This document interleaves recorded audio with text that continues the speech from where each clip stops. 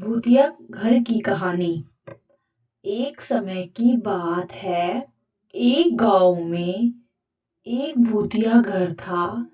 गांव वाले डर से उस घर के आसपास नहीं जाते थे।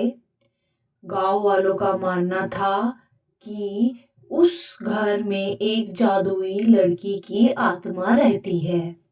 एक दिन गांव के कुछ साहसी बच्चे उस भूतिया घर में जाने का और उस घर में घूमने का फैसला किया।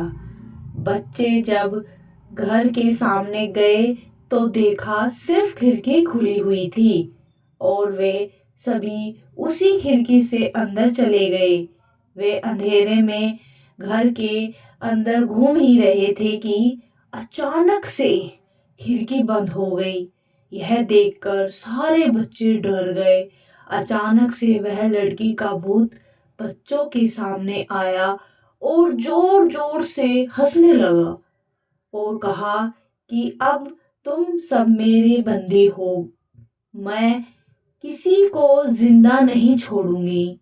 बच्चों को डर के मारे कुछ समझ नहीं आ रहा था, लेकिन फिर भी वे हिम्मत नहीं हारे और सब एक साथ मिलकर बाहर निकलने का रास्ता ढूंढने लगे। ढूंढते ढूंढते एक बच्चे को एक पुरानी किताब मिली जो कि एक जादुई किताब था और उस किताब में एक जादुई मंत्र लिखा हुआ था जिसके उच्चारण करने से वह भूत घर से दूर भाग सकती थी। बच्चों ने मिलकर उस मंत्र को पढ़ना शुरू कर दिया।